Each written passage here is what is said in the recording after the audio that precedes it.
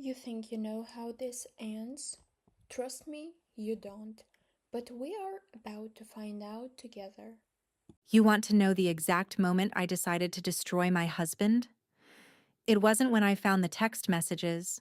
It wasn't when I smelled her perfume on his collar. It was a Tuesday evening in October. The air outside smelled like burnt sugar and dying leaves. Derek walked through the front door holding a pink suitcase. Behind him stood a girl with honey blonde hair and a mouth that smiled too wide.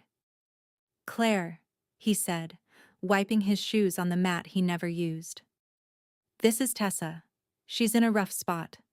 Lost her apartment. I told her she could crash in the guest room for a couple weeks." I stood in the kitchen doorway, a dish towel draped over my shoulder, my hands still wet from the chicken I was prepping. 15 years of marriage looked me dead in the eye and dared me to blink. The guest room. Our guest room. The room with the quilt my grandmother made and the nightstand where Derek kept his old baseball trophies. The room where we stored the life we hadn't gotten around to throwing away yet. Tessa tucked a strand of hair behind her ear. Her nails were the color of fresh blood. "I hope it's not an imposition," she said, her voice like warm honey over broken glass. "Derek said you were the sweetest woman he'd ever met. Now I see why." She looked at him when she said it. Not at me. At him. I dried my hands on the towel. Slow. Deliberate. My heart wasn't racing. That was the strange part. It sat in my chest like a stone dropped in deep water. "Of course," I said. "The guest room is free." Derek's shoulders dropped half an inch. Relief. He'd been expecting a scene. Yelling. Tears. Maybe a flying plate. That's what he needed. Proof that I was unstable. Difficult. The reason he had to find comfort elsewhere. Instead, I walked past him, past her, and opened the guest room door. The bed was already made. I'd changed the sheets that morning. Not because I knew she was coming, just because it was Tuesday, and on Tuesdays, I changed sheets. "Fresh towels in the bathroom," I said. "Dinner's at 7. I hope you like rosemary chicken, Tessa." She blinked. Just once. That fast little flicker of confusion before the mask slid back on. "That's so kind of you, Claire." I smiled. It felt like stretching a muscle I hadn't used in years. Why wouldn't I be kind? We take care of people in this house. Derek carried the suitcase inside. I noticed the way his hand brushed the small of her back when he thought I wasn't looking. I noticed the way she leaned into it. Familiar. Practiced. I noticed everything. That night, I lay in our king-sized bed alone. Derek was helping Tessa get settled, helping her unpack 3 dresses and a bag of makeup that cost more than my monthly grocery bill. The walls in this house are thin, not thin enough to hear whispers, but thin enough to feel them vibrating through the drywall. At 11:47, he slipped into bed. The mattress dipped. He smelled like her vanilla body spray. "Thanks for being cool about this," he whispered to the ceiling. "She's really going through something." I stared at the fan spinning above us. "I know exactly what she's going through, Derek." He went rigid. I could hear his throat click when he swallowed. "What do you mean?" "I mean, heartbreak is hard. Losing your home is hard." I rolled over, my back to him. "Good night, honey." He didn't say anything else. But he didn't sleep either. I could tell by the way his breathing stayed shallow, careful, awake. I slept like a corpse. The first week, I played the role of my life.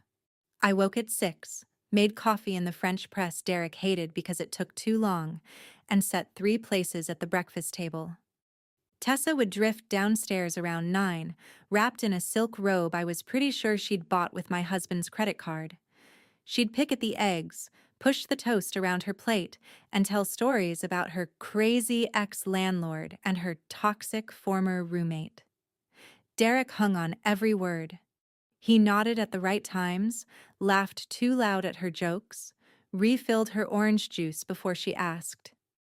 He never refilled mine. On Wednesday, I found her in our bathroom. Not the guest bathroom. Ours. She was standing at my vanity, holding my Chanel lipstick, the one Derek gave me for our 10th anniversary. She was painting her mouth with it, watching herself in the mirror. That color looks better on you than it ever did on me, I said from the doorway. She jumped. The lipstick snapped against her tooth, leaving a red smear. Claire, I couldn't find mine. I hope you don't mind. I walked in, took the lipstick from her hand, and wiped the tip with a cotton pad. Slow, methodical. Take it, I said, pressing it into her palm. Consider it a housewarming gift. She looked at me then, really looked, searching for the catch, the trap, the scream waiting to happen. I just smiled and started folding the laundry I'd left on the hamper. That afternoon, while Derek was at work and Tessa was job hunting on her laptop at my kitchen table, I went to the hardware store. I bought a small audio recorder, the kind that looks like a USB drive. Then I drove to a law office downtown and sat in the waiting room for 40 minutes, until a woman named Barbara Chen called my name. Barbara had silver hair and eyes like a hawk. She listened to me for 20 minutes without interrupting. When I finished, she opened a drawer and pulled out a manila folder. Claire, she said, do you know who bought your house? I did, I said. My parents helped with the down payment, but the deed is in my name. From 2005. Before the wedding. She smiled. It wasn't a warm smile. It was the smile of a shark that smelled blood in the water. Then we're already winning. But let's make sure we win everything. I hired her on the spot. By week 2, Tessa got comfortable. Too comfortable. She started wearing Derek's old college sweatshirt around the house, the gray one with the faded logo, the one I used to sleep in when he was away on business trips. She paired it with shorts that showed the dimples on the backs of her thighs. She bent over the dishwasher to reach the bottom rack. She laughed at Derek's stories I'd heard 100 times, like he was the funniest man alive. I watched it all. I said nothing. I was too busy collecting. The audio recorder lived in the vase on the living room mantel, buried under silk peonies. Every night, after Derek thought I was asleep, I transferred the files to my laptop. I wore headphones and listened in the dark. She's pathetic, Tessa said on a recording from Thursday night. They were on the couch, the same couch where Derek proposed to me. Did you see her face when I used her bathroom? She just stood there, like a robot. She's always been passive, Derek replied. I could hear the clink of his whiskey glass. That's the problem. No fire, no passion, just routine. Well, I have plenty of passion, Tessa purred. And when she's gone, I'm redecorating this whole place. I hate her taste. All this beige, it's like a hospital. Soon, baby.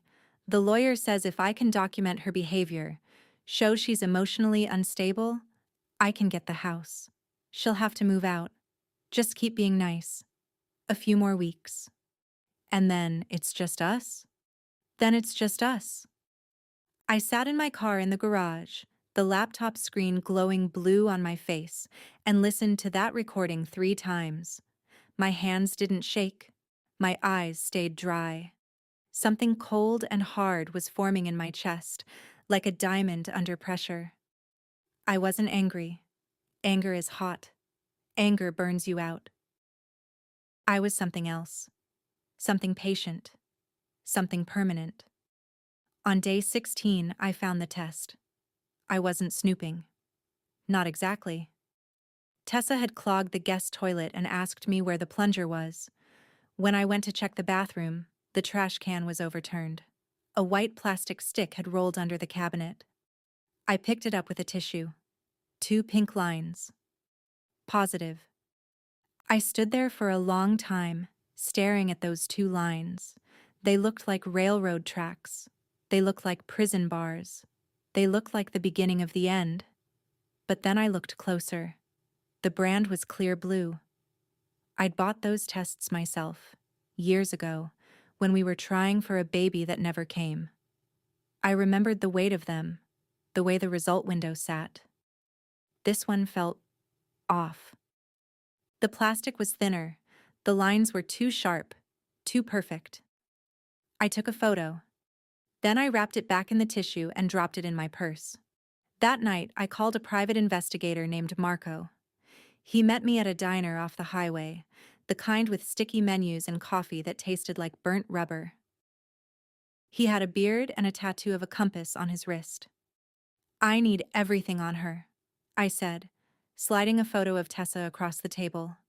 Real name, history, boyfriends, husbands, bank accounts, everything. Marco looked at the photo. He didn't ask why. Good investigators never do. "Give me 5 days," he said. He took 3. On the morning of day 19, he emailed me a file. I opened it in the parking lot of a Starbucks, my hands finally shaking for the first time in weeks. Tessa Brennan wasn't Tessa Brennan. She was Tessa Romano, age 26, born in Tampa, married at 19 to a man named Paul Romano, divorced at 21 with a record for credit card fraud. Since then, 3 different men had filed restraining orders. 2 had paid her settlement money after she claimed pregnancy. 1 was currently sending her $2,000 a month in child support for a baby that didn't exist. There were photos. Tessa at a resort in Cancun with a 60-year-old pharmaceutical executive. Tessa kissing a real estate developer outside a restaurant in Miami. Tessa holding hands with a man who wasn't Derek, the timestamp reading last Tuesday, while she was living in my guest room, eating my eggs, wearing my lipstick. She wasn't just a mistress. She was a career. And Derek? Derek was her next mark, her next paycheck, her next victim. I sat in that parking lot and laughed until I cried. The barista smoking outside stared at me. I didn't care, because now I knew. This wasn't a love story. This was a con. And the only thing better than a woman scorned is a woman with evidence. I didn't confront them. That's what they wanted. That's what they needed. Me screaming, me throwing things, me looking crazy while Derek filmed it on his phone for his lawyer. Instead, I planned a dinner. "Let's do something nice this Friday," I said over breakfast, the 3 of us at the table like some twisted sitcom family. A real meal, just us, to talk about the future. Derek's fork paused halfway to his mouth.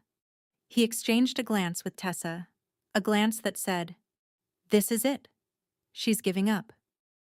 "That sounds great, Claire," he said, too eager. "Really great." Tessa touched her stomach. A gesture so small, so practiced, I would have missed it if I hadn't known. "I'd love that," she said. "There's actually something we wanted to discuss with you." "I know," I said, pouring her more juice. "I can't wait." Friday arrived like a storm holding its breath. I spent the afternoon cooking: beef tenderloin, roasted vegetables, a chocolate torte that took 3 hours. I set the dining room table with the good china. The china my mother gave me. The china Derek said was too fancy for every day. At 6:30, Derek came downstairs wearing the cologne I used to love. Tessa wore a red dress that clung to her hips.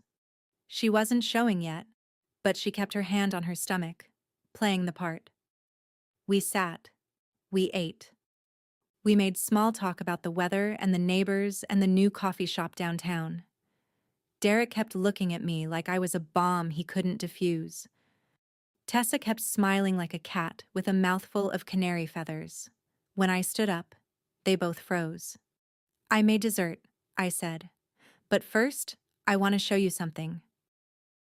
I walked to the sideboard and picked up my laptop. I brought it to the table and opened it. The screen glowed against the candlelight. Claire, what is this? Derek asked, his voice tight. Closure, I said. I pressed play. The first video was from Marco. Tessa and the real estate developer, kissing outside a steakhouse, time-stamped 6 days ago. The audio was clear.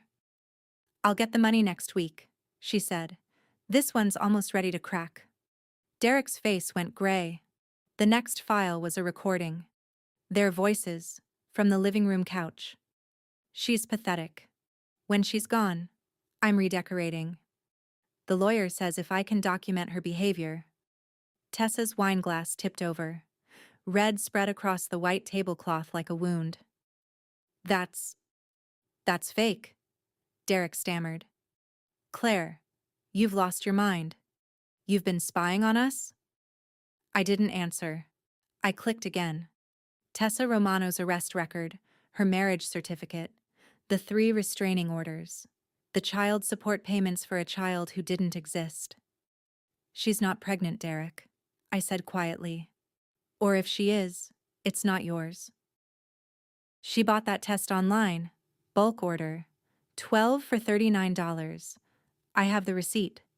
Tessa shot to her feet. Her chair scraped against the hardwood. You crazy bitch, she hissed. You don't know anything about me. I know you're wearing my grandmother's quilt around your shoulders right now, I said. I know you used my toothbrush last Tuesday. I know you've been stealing from my jewelry box, the pearl earrings, the gold bracelet. I have cameras, Tessa. Small ones, in the vents. You really should check those before you go shopping in someone else's bedroom. I pulled a folder from under the table and slid it across to Derek. He didn't touch it. What's this? He whispered. Divorce papers, I said. I filed 3 weeks ago. The day after you brought her home. You'll find the house isn't community property. It's mine. Bought in 2005. Deed in my name. You'll also find documentation of your hidden income. The cash jobs, the offshore account. Barbara, my lawyer, sent copies to the IRS this morning. Oh, and Derek? The car is in my name too. Both cars. He stared at me. I'd never seen that look on his face before. It was fear, mixed with something worse. Recognition. He was finally seeing me. Not the beige wallpaper wife, not the passive robot who made rosemary chicken. He was seeing the woman he'd underestimated for 15 years. You can't do this, he said. It wasn't a statement. It was a prayer. I already did. Tessa grabbed her purse. I'm leaving. This is insane. Derek, come on. I reached into my pocket and pulled out my phone. Before you go, Tessa, I should mention I emailed your file to Paul Romano, your ex-husband, and to the pharmaceutical executive in Cancun, and to the Tampa Police Department. They seemed very interested in your pregnancy business. Fraud across state lines is a federal crime, apparently. Who knew? She stopped. Her hand on the door handle, her red mouth open, no sound coming out. You have until morning, I said, turning off the laptop. Both of you. The locks change at 9. Oh, and Tessa? The guest room sheets? They're monogrammed. C.M. Claire Mitchell. I'd leave them. They never fit your bed anyway. They left at dawn. I watched from the bedroom window as Derek loaded 2 suitcases into a taxi. He looked up once, at the house, at the window where I stood. I didn't hide. I let him see me. I let him see that I wasn't crying. Tessa sat in the back seat, her honey blonde hair tangled, her red nails chipped. She didn't look at the house. She stared at her phone, probably deleting accounts, probably running. The taxi pulled away. The street was quiet. The burnt sugar smell of October was back. I went downstairs. The dining room was still a mess. The overturned wine glass, the scattered papers, the cold remains of a dinner nobody finished. I left it all. I walked to the kitchen, poured myself a cup of coffee, and stepped onto the back porch. The sun was rising. The sky was the color of peaches and bruises. A locksmith van pulled into the driveway at 8:45. I hired them last week, just in case. I sipped my coffee and watched the man change my locks. New keys, new beginnings. My phone buzzed. Barbara Chen. The IRS confirmed receipt. The judge signed the temporary restraining order. You did good, Claire. I didn't text back right away. I finished my coffee first. I watched a squirrel run across the fence. I breathed in air that didn't smell like vanilla body spray or lies. Then I typed, "What's the next move?" Her reply came in seconds. "You live. That's the move." I went back inside. The house was quiet in a way it hadn't been in years. Not empty, just waiting. For new meals at the table, for new sheets on the bed, for a life built by me, for me, without anyone else's suitcase in the doorway. I walked to the guest room. The bed was made. The quilt was folded.